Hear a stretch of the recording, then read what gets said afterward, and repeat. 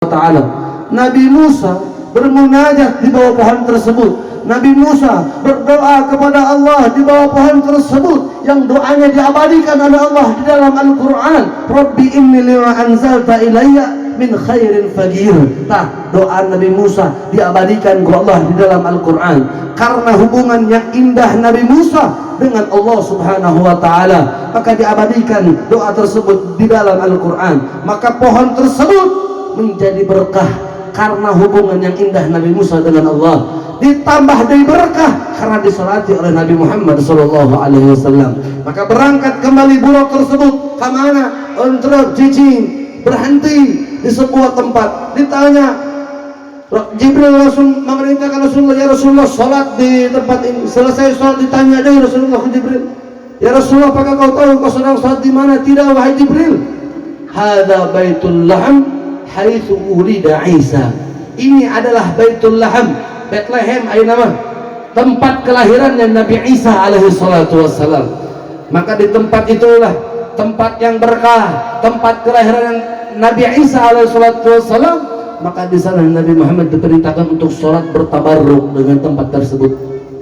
Nambah berkah dari itu tempat. Karena apa? Disolati oleh Nabi besar Muhammad Sallallahu Alaihi Wasallam. Lalu berangkat Nabi Muhammad sebelum sampai Baitul Maqdis, di mana Nabi Muhammad sedang menceritakan kisah ini kepada sahabat. Lalu Nabi Muhammad katakan, sebelum aku sampai Baitul Maqdis, di mana aku melihat kuburannya Nabi Musa Alaihi Salatu Wasallam. Di dalam kuburnya Nabi Musa sedang sholat. Nabi Muhammad di jero kuburan Nabi Musa tersolat karena kebiasaan hirupna sholat. Pas maut lagi di jero kubur sholat.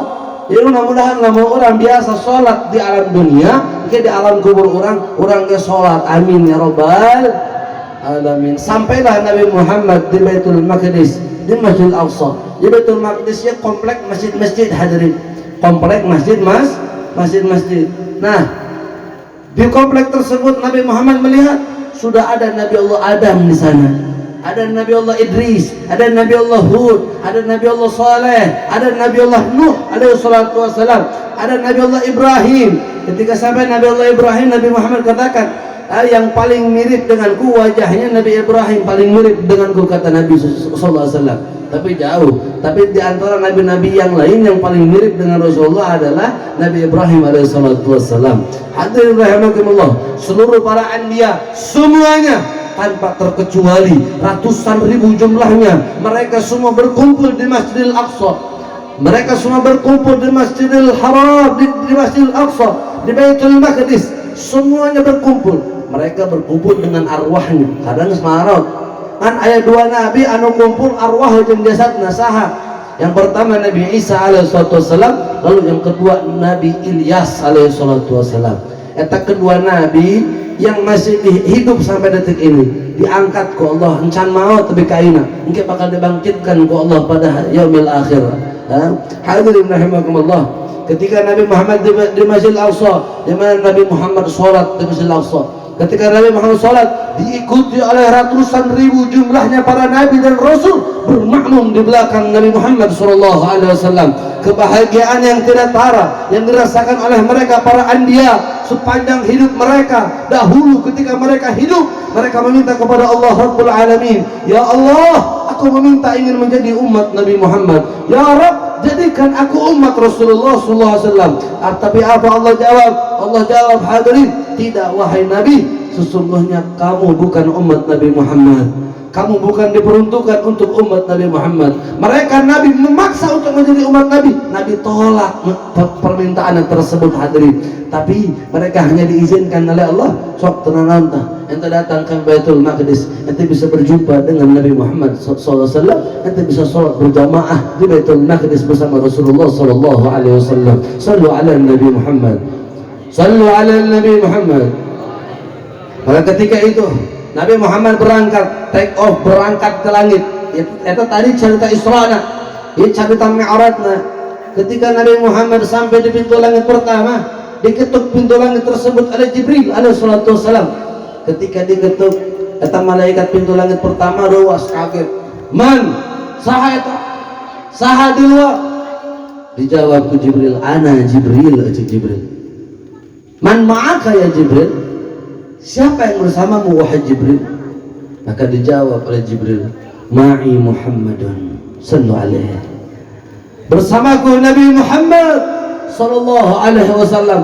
Maka ketika mendengar jawaban dari Jibril, yang bersama dengan Jibril adalah Rasulullah sallallahu alaihi wasallam, bayangkan hadirin, ya bayangkan, malaikat pertama kali diciptakan ku Allah wabil khusus eta penjaga langit, pintu pertama, pintu kedua, pintu sampai pintu ketujuh. Setiap penjaga langit eta malaikat diperintahkan ku Allah, diberitahu oleh Allah, wahai malaikat, nanti bakal banyak orang-orang soleh, nabi yang melewati pintu demi pintu ini ketika mereka wafat. Tapi nanti bakal ada waktunya di mana kekasihku Muhammad Rasulullah SAW akan melewati setiap pintu langit tersebut. Nanti akan ada waktunya kekasihku Muhammad akan melewati pintu langit ini.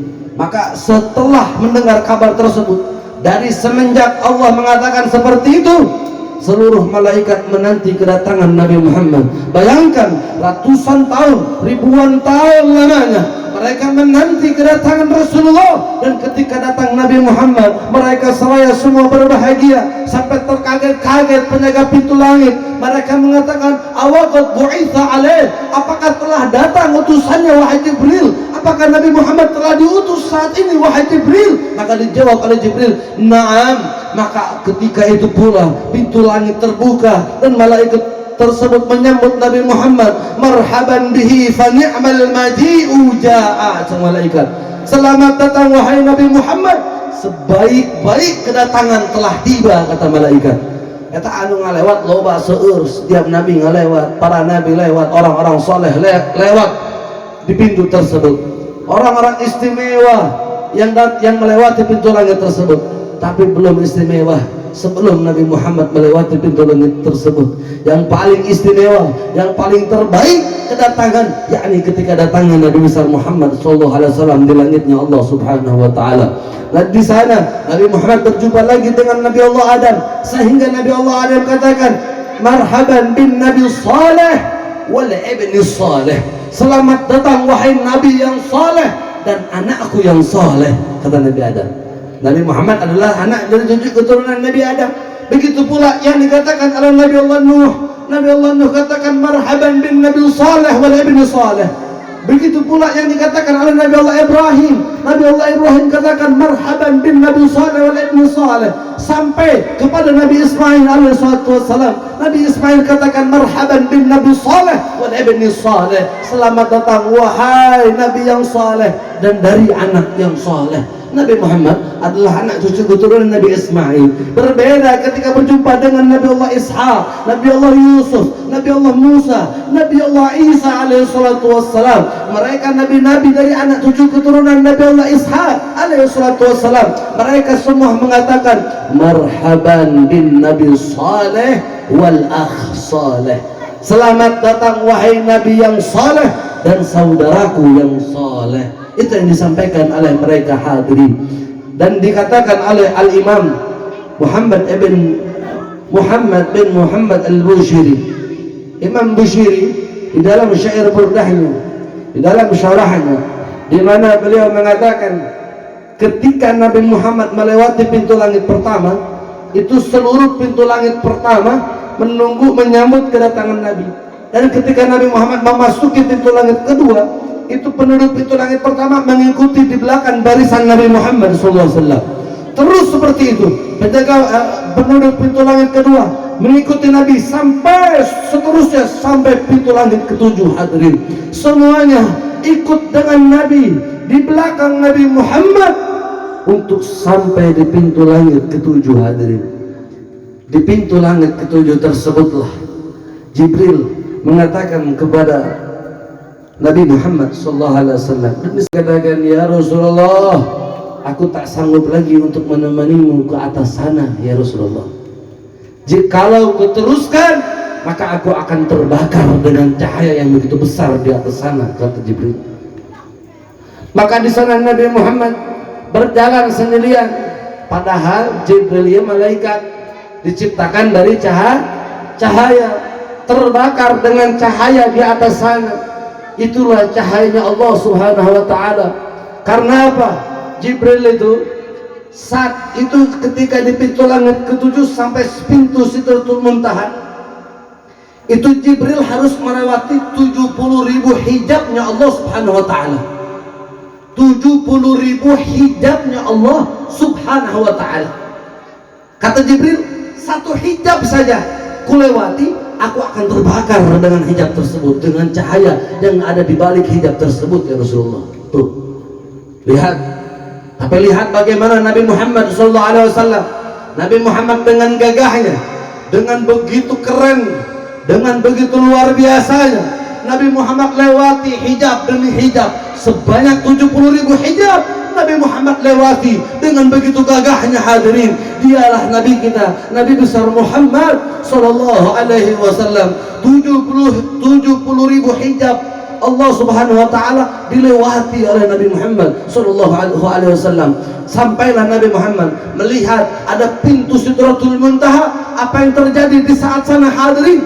Pintu Sidratul Muntaha sebelum dan sesudahnya belum pernah terbuka sama sekali hadirin. Pintu Sidratul Muntaha ribuan tahun mereka menunggu kedatangan Nabi Muhammad hadirin. Ketika datangnya Nabi, mereka merasakan datangnya Rasulullah mendekati pintu tersebut. Apa yang terjadi? Pintu tersebut bergetar menyambut Nabi Muhammad. Pintu Sidratul Muntaha menyambut Rasulullah. Terbukalah pintu tersebut.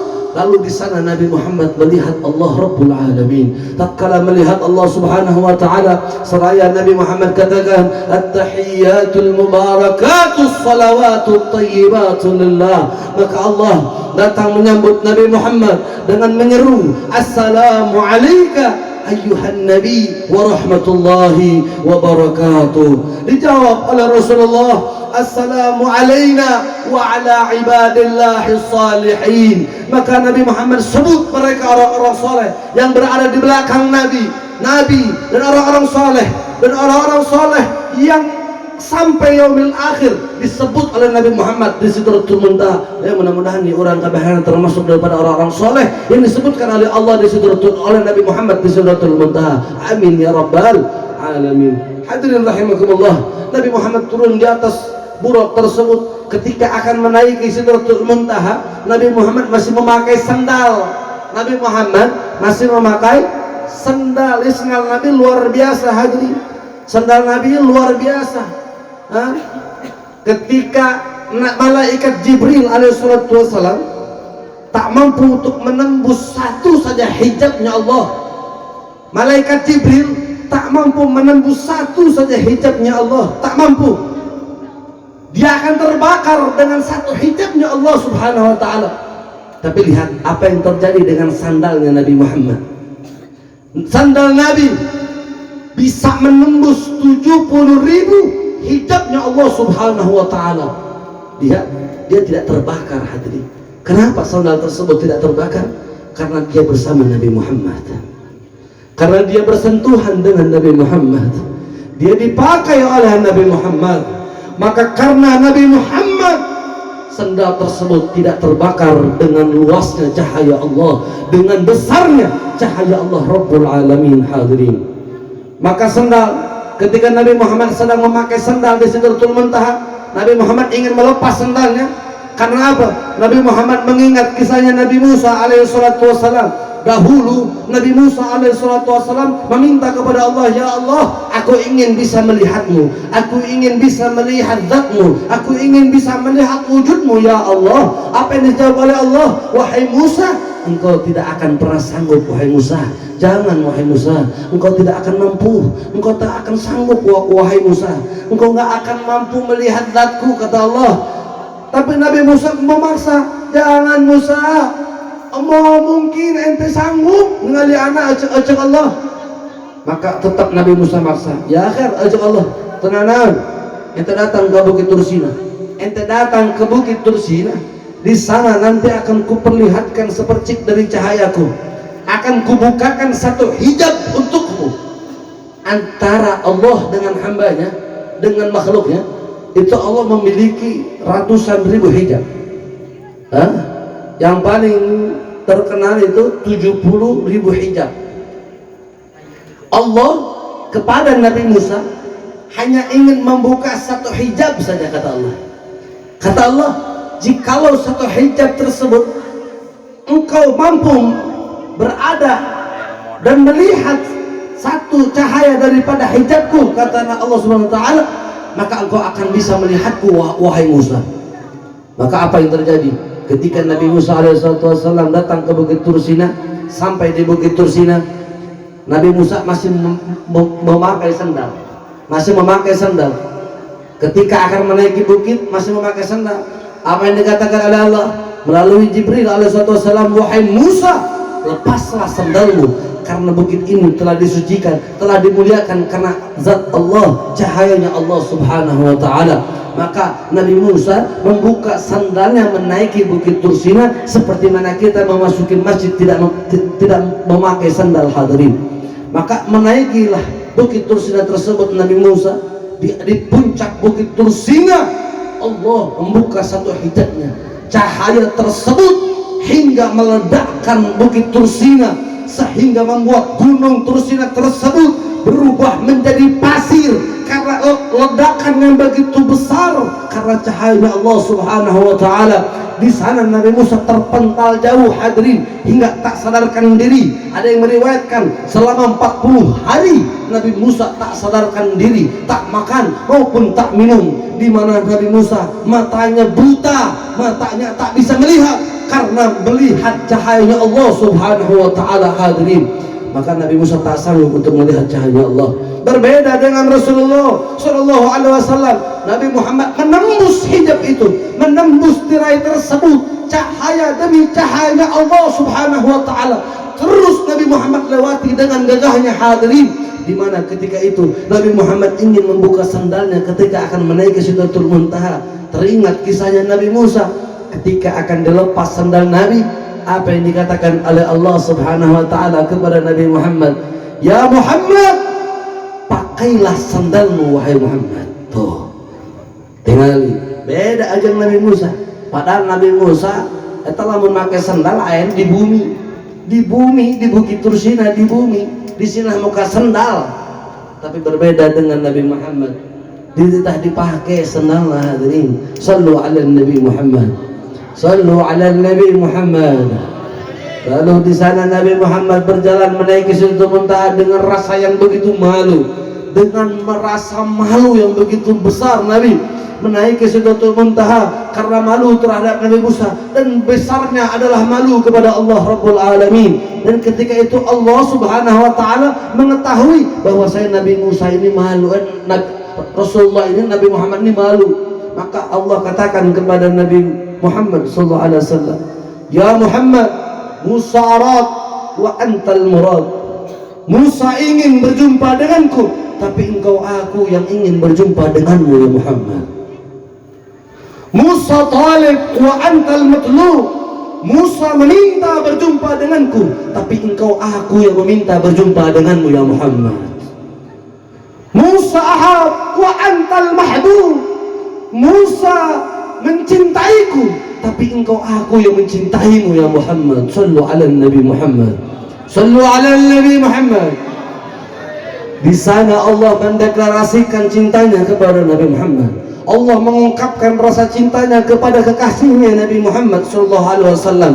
Begitu romantisnya Allah mengungkapkan rasa cinta tersebut di tempat yang paling indah, tempat yang tidak satupun makhluk berada atau berkeinginan berada di Sidratul Muntaha. Sidratul Muntaha hanya dipersiapkan, dikhususkan untuk baginda Nabi besar Muhammad sallallahu alaihi wasallam. Hadirin rahimakumullah, di saat itu Allah tak kuasa memandang Nabi Muhammad. Lalu Allah Subhanahu wa taala ingin merayu kembali kekasihnya. Allah merayu Nabi Muhammad.